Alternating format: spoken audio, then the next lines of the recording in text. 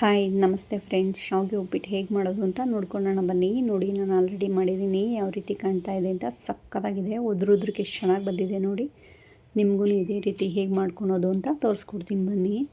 ಮೊದಲಿಗೆ ಒಂದು ಬಾಣಲೆ ಇಟ್ಟು ನಮಗೆ ಎಷ್ಟು ಬೇಕೋ ಅಷ್ಟು ಕ್ವಾಂಟಿಟಿಯಲ್ಲಿ ಶಾವಿಗೆ ಹಾಕ್ಕೊಂಡು ಸ್ವಲ್ಪ ಎಣ್ಣೆ ಹಾಕಿ ಚೆನ್ನಾಗಿ ಕೆಂಪಣ್ಣ ಬರೋವರೆಗೂ ಫ್ರೈ ಮಾಡ್ಕೊಳ್ಳೋಣ. ನೋಡಿ, ಚೆನ್ನಾಗಿ ಫ್ರೈ ಮಾಡ್ಕೊಂಡಿದ್ದೀನಿ ನಾನು.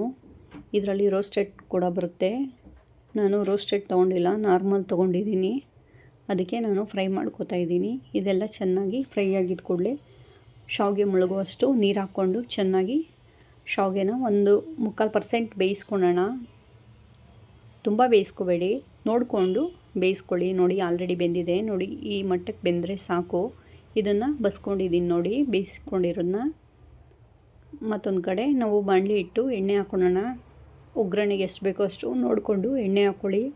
ಎಣ್ಣೆ ಹಾಕ್ಕೊಂಡು ಸಾಸಿವೆ ಹಾಕ್ಕೋತಾ ಇದ್ದೀನಿ ನಾನು. ಎಣ್ಣೆ ಕಾದಿದೆ. ಸಾಸಿವೆ ಚಟಪಟ ಅಂದ ಕೂಡಲೇ ಕಡಲೆಬೇಳೆ ಹಾಕ್ಕೋತಾ ಇದ್ದೀನಿ 2 ಸ್ಪೂನು. ಇದೆಲ್ಲ ಚೆನ್ನಾಗಿ ಸ್ವಲ್ಪ ಫ್ರೈ ಆಗಲಿ. ನನ್ನ ಚಾನಲ್ನ ಸಬ್ಸ್ಕ್ರೈಬ್ ಮಾಡ್ಕೊಳ್ಳಿ. ಹೇಗಿದೆ ಅಂತ ಕಾಮೆಂಟ್ ಮಾಡಿ. ಅಡುಗೆಗಳು ಶೇರ್ ಮಾಡಿ. ಕರಿಬೇವು ಹಾಕ್ಕೋತಾ ಇದ್ದೀನಿ. ಹಸಿಮೆಣ್ಸಿನ್ಕಾಯಿ ಎಷ್ಟು ಬೇಕೋ ಅಷ್ಟು ನೋಡಿಕೊಂಡು ಖಾರಕ್ಕೆ ಹಾಕ್ಕೊಳ್ಳಿ.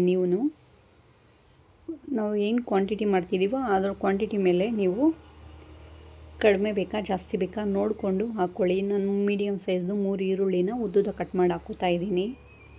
ಇದೆಲ್ಲ ಚೆನ್ನಾಗಿ ಫ್ರೈ ಮಾಡ್ಕೊಳ್ಳೋಣ. ಹಾಗೆ ಸ್ವಲ್ಪ ಸಾಲ್ಟ್ ಹಾಕ್ಕೊಳ್ಳೋಣ. ಸಾಲ್ಟ್ ಹಾಕ್ಕೊಂಡ್ರೆ ಈರುಳ್ಳಿ ಬೇಗ ಮೆತ್ತಗಾಗುತ್ತೆ. ಇದೆಲ್ಲ ಸಹ ಕೆಂಪಣ್ಣ ಬರೋವರೆಗೂ ಫ್ರೈ ಮಾಡ್ಕೊಂಡಿದ್ದೀನಿ ನೋಡಿ. ಈರುಳ್ಳಿ ಎಲ್ಲ ಫ್ರೈ ಆಗಿ ಎಣ್ಣೆ ಬಿಟ್ಕೊಂಡಿದೆ. ಈಗ ಟೊಮೊಟೊ ಹಾಕ್ಕೊಳ್ಳೋಣ. ನಾನು ದಪ್ಪ ಸೈಜ್ದು ಒಂದೇ ಒಂದು ಟೊಮೊಟೊ ಹಾಕ್ಕೊಂಡಿದ್ದೀನಿ. ದಪ್ಪದು ಮೀಡಿಯಮ್ ಸೈಜ್ದಾದರೆ 1-2 ಟೊಮೊಟೊ ಹಾಕ್ಕೊಳ್ಳಿ ನೀವು. ಇದೆಲ್ಲ ಸ್ವಲ್ಪ ಚೆನ್ನಾಗಿ ಮೆತ್ತಗಾಗೋವರೆಗೂ ಫ್ರೈ ಮಾಡ್ಕೊಳ್ಳೋಣ. ಸ್ವಲ್ಪ ಅರಿಶಿನ ಪುಡಿ ಹಾಕ್ಕೋತಾ ಇದ್ದೀನಿ, ಕಲ್ಲರ್ಗೋಸ್ಕರ ಅಷ್ಟೇ. ಹಾಕಲೇಬೇಕು ಅನ್ನೋಂಥದ್ದೇನಿಲ್ಲ. ನೋಡಿ, ಇದೆಲ್ಲ ಆಲ್ರೆಡಿ ಚೆನ್ನಾಗಿ ಮೆತ್ತಗಾಗಿದೆ. ಈಗ ನಾವೇನು ಬಸ್ತಿಕ್ಕೊಂಡಿದ್ವಿ ಶಾವಿಗೆನ ಅದನ್ನೆಲ್ಲ ಹಾಕ್ಕೊಳ್ಳೋಣ. ನೋಡಿ, ಎಷ್ಟು ಒದ್ರೋದ್ರಿಗೆ ಬರ್ತಿದೆ. ಸ್ವಲ್ಪ ಎಣ್ಣೆ ಹಾಕ್ಕೊಳ್ಳಿ ನೀವು ಬೇಯಿಸ್ಬೇಕಾದ್ರೆ. ಇದನ್ನೆಲ್ಲ ಒಂದು ಮಿಕ್ಸ್ ಕೊಟ್ಕೊಳ್ಳೋಣ ಚೆನ್ನಾಗಿ. ನೋಡಿ, ಯಾವ ರೀತಿ ಮಿಕ್ಸ್ ಮಾಡ್ತಿದ್ದೀನಿ. ಈ ರೀತಿ ನೀವು ಸಹ ಚೆನ್ನಾಗಿ ಮಿಕ್ಸ್ ಮಾಡ್ಕೊಳ್ಳಿ. ನಿಧಾನಕ್ಕೆ ಮಿಕ್ಸ್ ಮಾಡ್ಕೊಳ್ಳಿ, ಜೋರಾಗಿ ಮಿಕ್ಸ್ ಮಾಡಬೇಡಿ. ಎಲ್ಲ ಮುದ್ದೆ ಥರ ಆಗೋಗ್ಬಿಡುತ್ತೆ. ಲಾಸ್ಟಲ್ಲಿ ಎಲ್ಲ ಮಿಕ್ಸ್ ಆದಮೇಲೆ ನಾನು ಕಾಯಿ ತುರಿ ಮತ್ತು ಕೊತ್ತಂಬರಿ ಹಾಕ್ಕೊಳ್ತಾ ಇದ್ದೀನಿ. ಇದು ಸಹ ಚೆನ್ನಾಗಿ ಮಿಕ್ಸ್ ಮಾಡ್ಕೊಳ್ಳೋಣ. ನೋಡಿ, ಸಖತ್ತಾಗಿ ಬಂದಿದೆ. ನೀವು ಟ್ರೈ ಮಾಡಿ, ಸೂಪರಾಗಿರುತ್ತೆ.